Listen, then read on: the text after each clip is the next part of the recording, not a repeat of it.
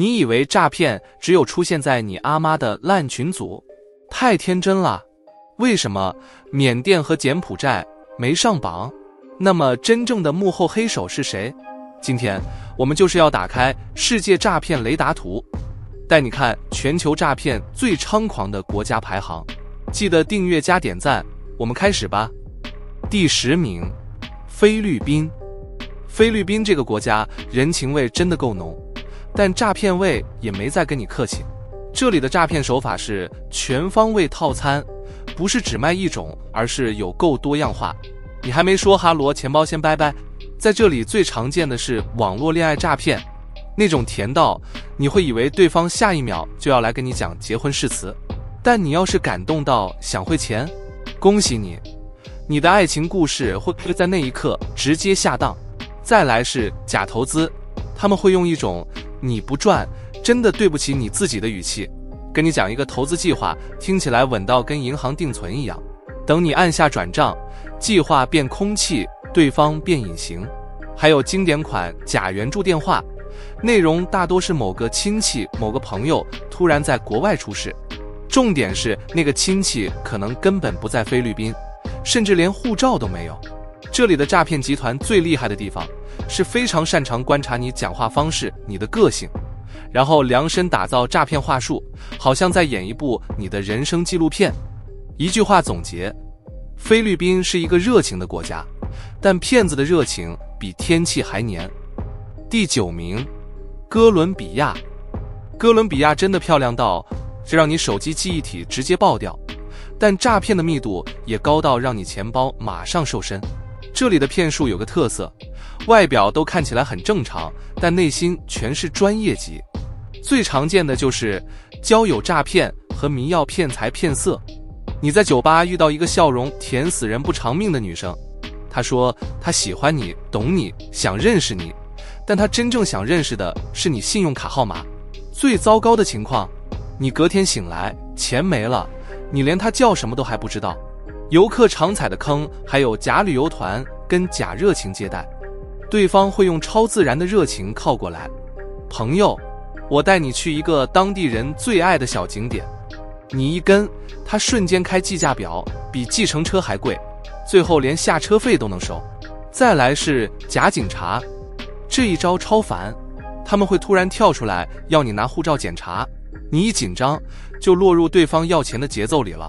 真正的警察通常不會突然半夜叫你交罰金。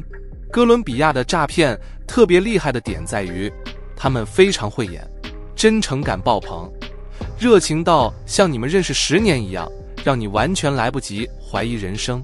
哥倫比亞的景點值得看，但人太熱情的時候，你的小頭一定要保持清醒。第8名，印度。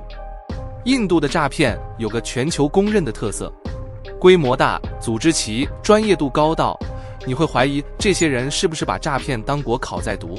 全球很多人接過那種帶點印度口音的技術支援電話，通常一句你的電腦有問題就是噩夢的開場白。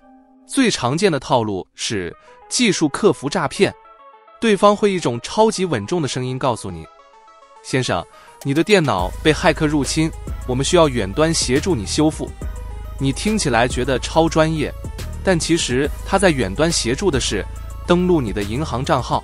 還有一種叫稅務詐騙，對方會假裝政府部門，說你欠稅，不馬上繳就會被抓。重點是他們連背景雜音都模擬得很逼真，好像你的電話後面真的有一整個辦公室在運作，其實那真的是辦公室，詐騙辦公室，而且規模不小。印度的詐騙集团厲害的地方在於腳本寫得超完整，從問候到收尾都像真的客服流程。你如果接到那種電話，最危險不是你被騙，而是你還會覺得对方很專業。在印度，真正需要更新的不是電腦，是你的防詐騙等級。第7名，南非。這個國家的詐騙風格跟當地的節奏一樣，直接快速，完全不給你緩衝時間。這裡的治安本來就比較複雜，所以詐騙手法也進化得非常實戰派。他們最強的套路就是我來幫你一下，但你要小心，那個幫不是幫你，是幫他把你口袋裡的錢轉移到他那邊。最常發生的是 ATM 詐騙。你正在提款機前認真按數字，突然有人裝作好心提醒，你的卡卡住了，我來教你怎麼弄。一轉眼，你的錢已經飛走，對方跑得比獵豹還快。再來是假慈善詐騙，對方會穿得很正式，胸口還掛個證件，看起來像在做公益，講起話來溫柔到讓你懷疑是不是天使下凡。結果你捐的錢最後只會落入他們的私人戶頭，根本不是幫助任何組織。觀光客最容易遇到的是旅遊陷阱套餐，例如假導遊、假紀念品店、假計程車司機，會用極度流利的熱情把你帶去一個超道地景點，最後你的錢包會變得很道地的被挖空。南非的詐騙厲害的地方在於他們很會把現實困境當理由，讓你不好意思拒絕，加上當地環境複雜，你只要一緊張，基本上就入坑了。第6名，馬來西亞。馬來西亞的詐騙不是路邊攤等級，是直接做到像產業園區，專業度整套來，而且這裡的本地人大多數會好幾種語言，馬來語、華語、英語，甚至還會印度語。這裡有個現實，詐騙集團不是零星，是生態系。從營運、培訓、腳本到技術支援，不管受害者是哪個國家，這裡一條龍做給你看。講白點，他們根本就是詐騙界的創業加速器。最常見的就是網絡投資詐騙，對方講話超級自然，像你多年不見的表哥突然變成金融分析師，他會丟出一堆圖表、趨勢線，講得你差點以為自己下一步就是財務自由。你只要一轉錢，那些圖表馬上變成 PowerPoint 幻燈片的素材，專門騙下一位。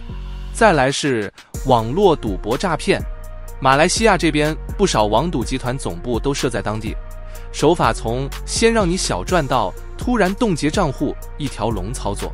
你以為贏錢？不好意思，那只是系統在調味。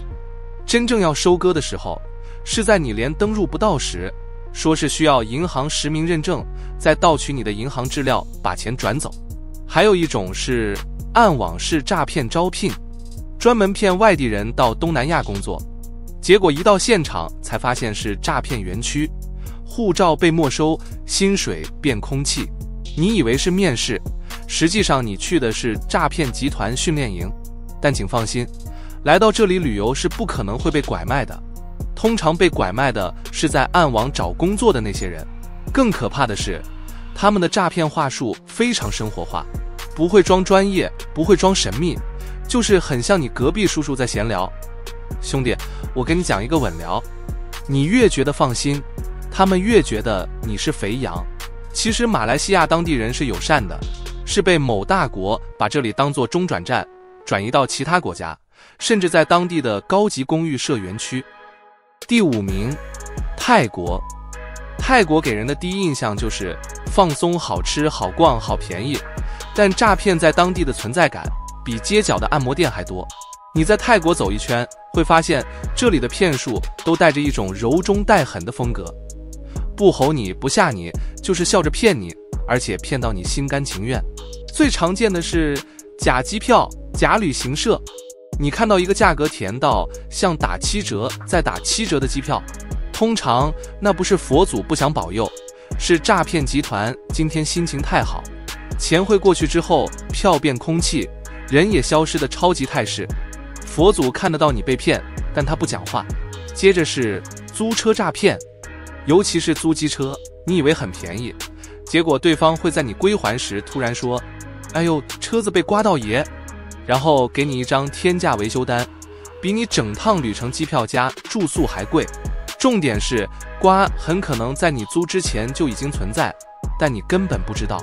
還有假導遊和假景點套餐，他們會說帶你去秘密當地景點，結果是一間超級貴的紀念品店，賣給你一尊佛像，貴到你懷疑是不是鑲鑽的。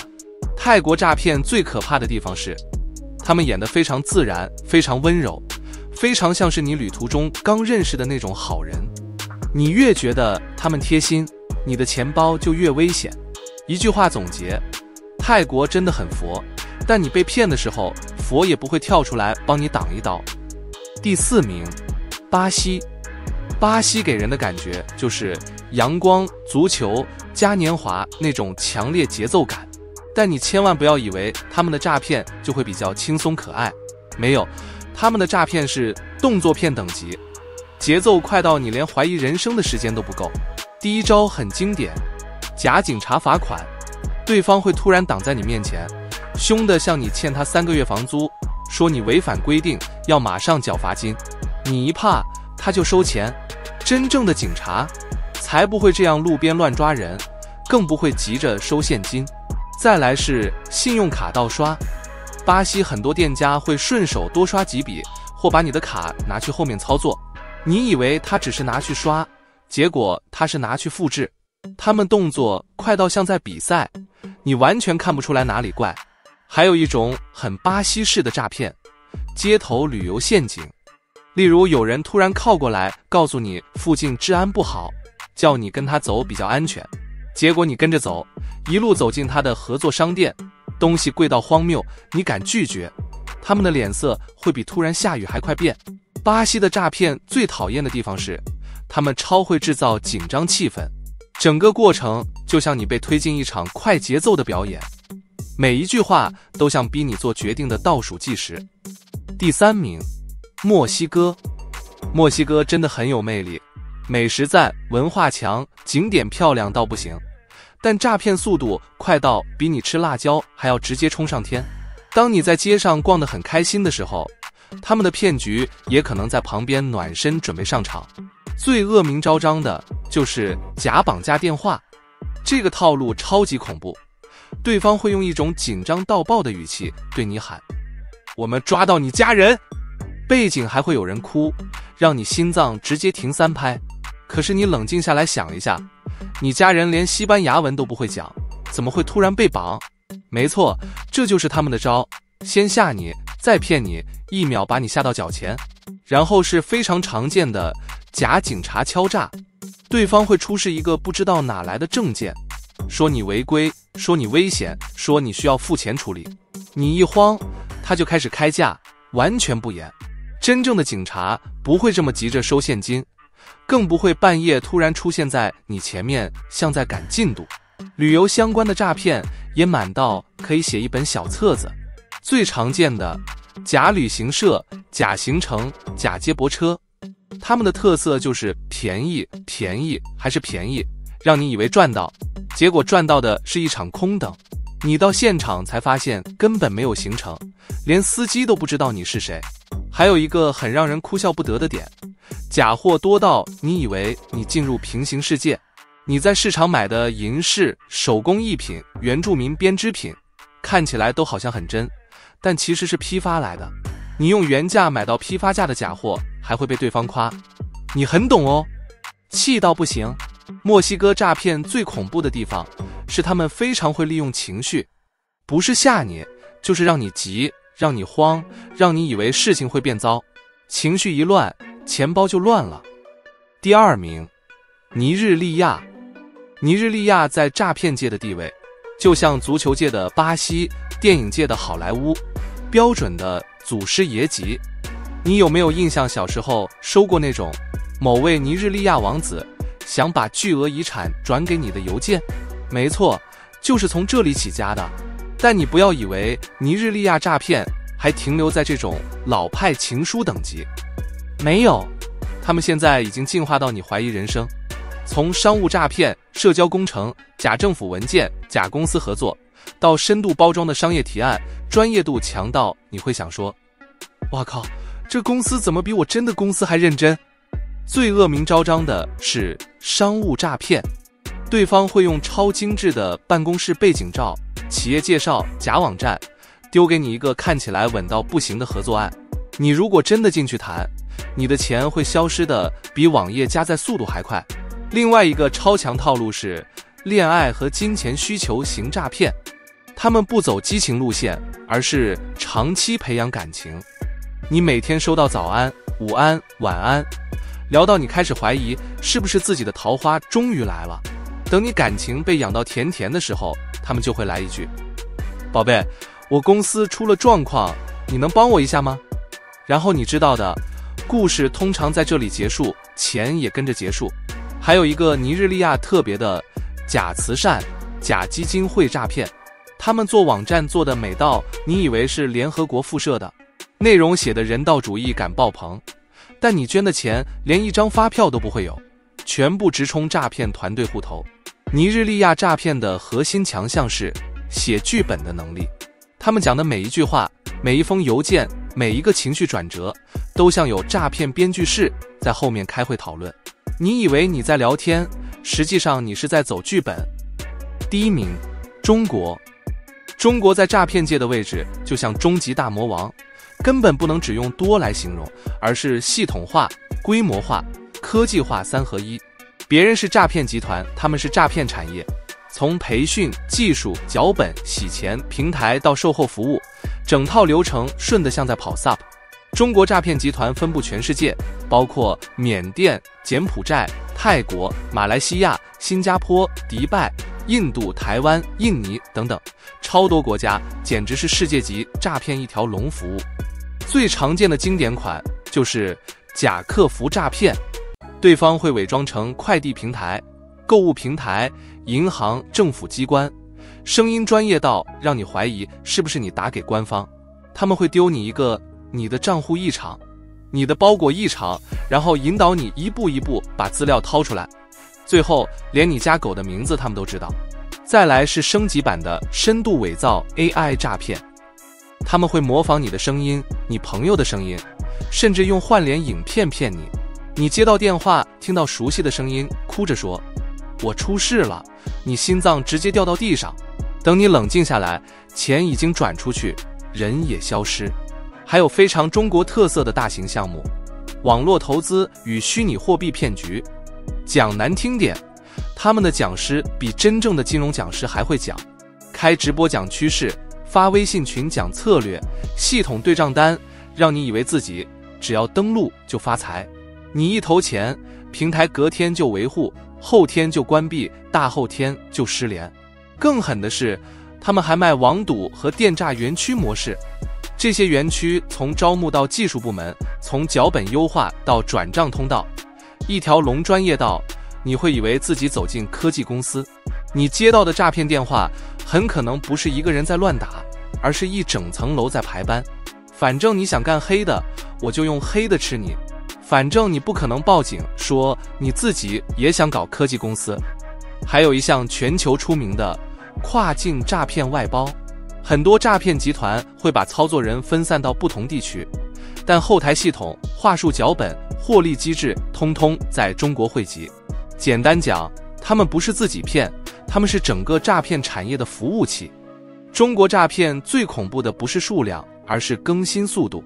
你昨天才學的防騙招，今天就過期。